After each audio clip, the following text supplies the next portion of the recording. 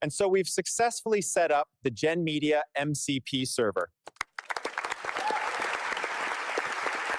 Okay, so a few days ago, Gemini CLI came out, and in their documentation, they mentioned MCP servers using media generation with Imagen, VEO, or Lyria. And if you click through, it's part of Vertex AI Experiments MCP Gen Media. In this video tutorial, I'm going to show you how to set up Gen Media MCP servers for Gemini CLI, but it will also work with other MCP supported clients, like Claude Desktop, Cursor, whatever. And one thing I want to point out before we get started is, even though in the documentation it says VEO2, they officially announced the VEO3 API a few days ago. And the good news is it actually works here. I said generate a video with VEO3 of a street interviewer type holding an open silver laptop instead of a microphone and asking passerbys if they know how to install the Vertex Gen Media MCP server to Gemini CLI. Let's see how it goes. It's all going through Google Cloud Platform using Vertex AI, so you're going to need to have a credit card on file. Do you know how to install the Vertex Gen Media MCP server to Gemini CLI?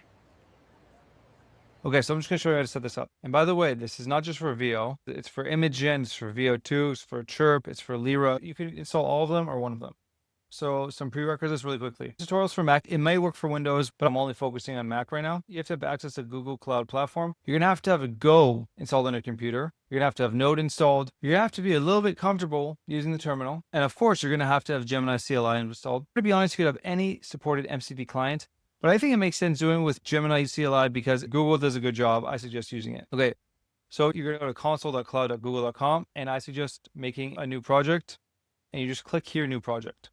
Oh yeah, and if you haven't set up billing in Google Cloud Platform yet, I suggest doing that. I'm not going to show that in this tutorial, but look it up online. It's not too hard. You just pretty much put a credit card in there. So you can call this project whatever you want. I'm going to call it Gen Media 2 just for the sake of this tutorial. And you add a billing account, you press create. Now that we're logged into Google Cloud Platform, we created a project and we connected our billing. We're going to add the relevant APIs. So we're going to go to the APIs and services, and we're just going to go to library. And there's a few APIs we want here. The first one is Vertex AI API. We're going to enable it. We're also going to go back and we're going to add Cloud Storage API. It's already enabled for me. And the last one we want to add is a Cloud Resource Manager. So enable that one as well. And there are shortcuts to doing this, but we're doing it this way just so we can build on this moving forward. So now that we've done that, let's go back to our main page and we're going to click IAM and Admin. Okay, so we want to go to Service Accounts and we want to click Create New Service Account. Now what you'll do here is just add a service account name. Gen Media MCP server. I'll call mine 2. You don't have to add the 2. You can just press create and continue. And we're going to add 3 roles. We're going to add one Vertex AI user. We're going to add another role, storage object user. We're going to add one more role, storage object creator. We're going to click continue. And then we're going to click done. You don't have to configure anything else. Now we're going to go to the new account we created. We're just going to click onto it. And then we're going to click keys. Then we're going to click add key, create new key, and we're going to download it as a JSON file. And now it's saved to your computer. It may be in your downloads folder. It may be in your desktop. Remember where it's stored because we're going to move it later. And I'm renaming mine to genmedia-credentials.json. And by the way, you should never share these details with anybody. I will invalidate and completely remove this project from my workspace at the end of this video. The next step is we're going to create a storage bucket. So let's go back to the main page in Google Cloud. We'll go to Cloud Storage. We're going to click Buckets. You're going to click Create Bucket. We're going to call it Gen Media 2 Bucket. Press Continue. Store where you want to store it. I'm storing mine in the US. Setting mine as default. And we're going to set it up as fine-grained. Press Continue. And then press Create. It's going to say Public Access will be prevented. And that's good, because if I haven't said it until now, the VEO API gets expensive. And what I recommend doing is setting up a budget in Google Cloud Platform because you can start racking up bills really quickly. And just to show you what I mean, this is my spend yesterday, $78, and I did about 10 generations. And if you haven't set up billing yet for Google Cloud Console, they might even give you 300 free credits. So it gets expensive really quickly. Therefore, I definitely recommend setting up a budget. Just to show you really quickly, you go into Google Cloud, you click billing, you go to budgets and alerts. You can create a new budget. And then what you do is you just set your budget amount. Here I said the target amount is $9. You can have it alert you when it hits 50% of the budget, 90% of the budget, and 100% of the budget. That being said, the cost is calculated in delay, so just keep that in mind. Okay, great. We're done with this part for now. So the next step is making sure you have the latest version of Node installed and the latest version of Go installed. I'm willing to bet you already have Node installed, but you might not have Go installed. I'll put an instruction manual in my GitHub repo. So the next thing we're gonna do is we're gonna move those credentials you just downloaded to a secure directory. So let's open up a terminal. The first thing we're gonna do is we're gonna add this config in your root directory. So we're gonna do make dir. We're gonna make a folder. I actually did this a few times today, and the previous recording got messed up. So I'm just gonna walk you through the steps that I already did. If you have any issues, just use your AI of choice with web search, give it all the context, point it to the GitHub instructions, you should be fine. This is a very simple process. Next thing we're going to do is we're going to move the credentials from where you downloaded it to that directory. So you're going to type in MV. Now we're going to take that JSON file that we downloaded and renamed, and we're just going to drag it into terminal. So here it is here. Drag it in, space. Now we're going to add the destination. So we're just paste in the destination. What we just made, the config GCP folder is created. The next thing we're going to do is make sure you're the only one that has permission to see it. So we're going to put in this command, chmod 600, the path of that file. Now we're going to add it as an environment variable, and it's just exporting the credentials so you could use it other places.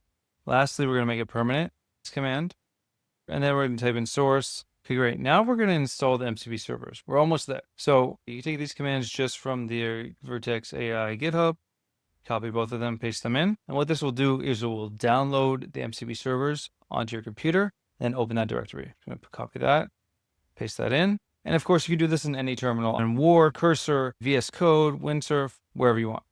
Okay, so now we're inside that folder. Now, one thing you might have to do is fix your path. You put in this command, echo export path, go bin. Now we're ready to install them. So the easiest way is just run the installer. You just put this in, press enter, and it will ask you which MCP server to install. And you can see you have Chirp, Lyria, VEO, Imagen, AV tool, or install all. I just installed all of them. If you're here just for VEO, just press 5.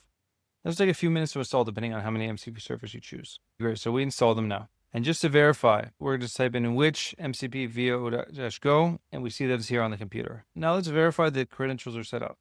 So we'll just put in this command, and we see the credentials there as well.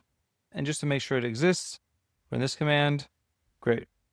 It's there. Okay, getting closer. I'm assuming you already have Gemini CLI installed. And I did a video the other day of how to add MCP servers and checkpointing to Gemini CLI. So I'll link to that above. Essentially what you do is either on the global level or on a project level, you create a .gemini folder.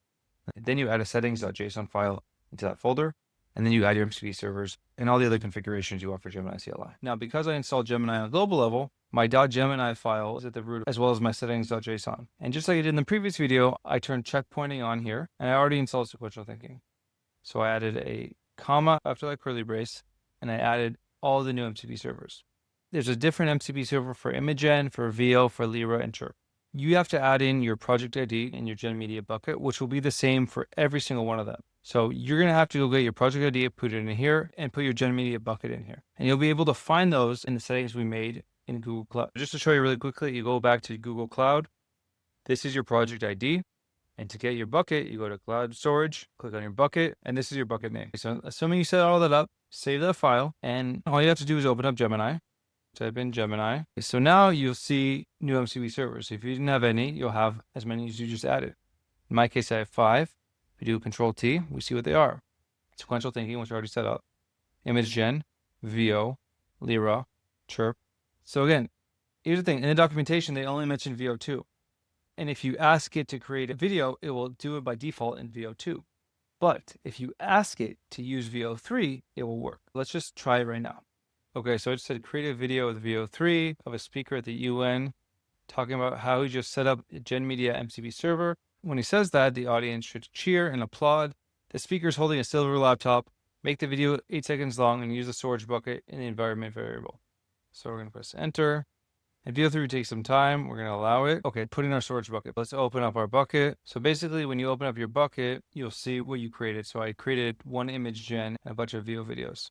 And we just want to see the latest one. So you're going to go to your authenticated URL. Now you should cheer and applaud.